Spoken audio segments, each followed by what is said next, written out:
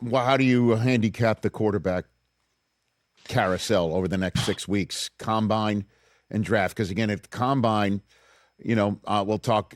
We had Louis Riddick on hour one. He's talking about Ty Simpson, Nussmeier, Beck. Right after that, you're really beginning to get further down.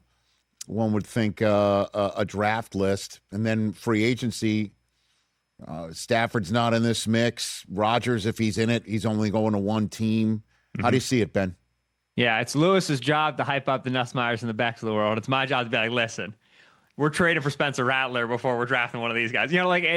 There's certainly, there's mystery box potential there. There's dart throw in the dark potential there with some of those guys. But I think you're going to see a really active year trading for quarterback twos on the bottom of some of these rosters. If you think about the Colts, if they give Daniel Jones a multi-year deal, I'm calling about Anthony Richardson. And I'm seeing if I can, put him next to Jacoby Brissett in a camp battle and see if they can win that out. Spencer Rattler, who I thought really improved year 1 to year 2, but then lost the job to Tyler Shuck. He's who the new coaching staff had invested in. But the film is pretty good on Spencer Rattler. Tanner McKee, who's there with the Eagles. Will Levis with the Tennessee Titans. He lost the job to Cam Ward. You're going to see these guys get investigated as trade options because the quarterback class is just so perilously thin behind Fernando Mendoza. And so the teams that miss out on Kyler and Tua, which I think, about 6-7 teams that have a need. There's Kyler, Tua, and then there's the Malik Willis free agent carousel. After that, you're going to have 3 or 4 teams left wanting. And to me, those teams are going to take the big home run swing. Nobody thinks it's going to connect. It's not sexy. It's not exciting. But if you can get a rookie contract starter out of Spencer Rattler, it kind of saves your job for a couple of years. So to me, what I'm looking for when I head to Indianapolis and the scuttlebutt on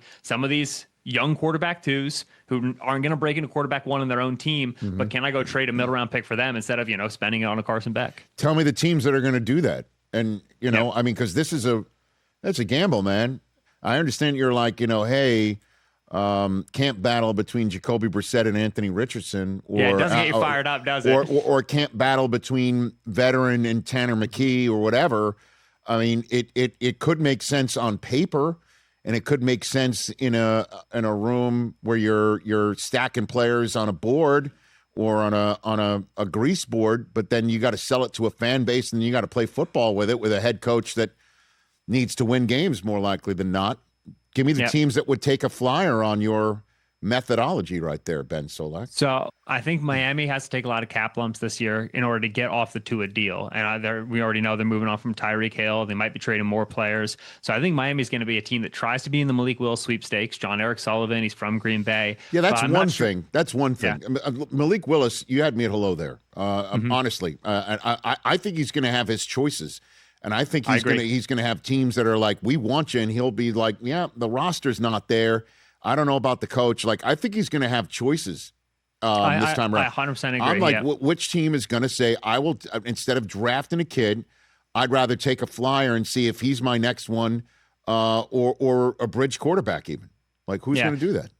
So I think the Jets, we know that Aaron Glenn likes mobile quarterbacks. They have Justin Fields there on their veteran deal. I think you can sign Malik Willis for roughly the same deal, probably a little bit more. The Browns to me are a team where Todd Monken just worked with Lamar Jackson. That's a very copy and paste offense in terms of stylistically how Willis plays and how Lamar plays. Arizona is the other team. Monty Ossenfort, general manager there, was in Tennessee when Malik Willis was drafted by the Titans. So I think those 3 teams are going to be aggressively in on Willis, along with the Dolphins. Like I said, that Packers familiarity. And I just don't think the Dolphins have the cap to last in a bidding war if that's what this gets for Willis. And I don't think Willis is going to get insanely overpaid, but it is not a year to walk into the draft with a quarterback need. I can't stress that enough. And so I think Willis, if I had to go between, there's that Justin Fields deal at $20 million per year, and then the next highest deal is Baker at $30 million, excuse me. There's like a $10 million gap between those 2 deals. He's going to land somewhere in there, and I wouldn't be surprised if he's closer to the Baker deal. And so those are the teams to me that go in on Willis. And then if you can't get that done and you're sitting there, you don't have draft capital to move on from because you're a rebuilding team, then you have to be looking at these younger quarterback twos as your bridges into 2027 and a much better quarterback class. Hey, you made it all the way to the end. Thanks for that. Check us out every single day streaming live on Disney Plus and the ESPN app 12 to 3 Eastern.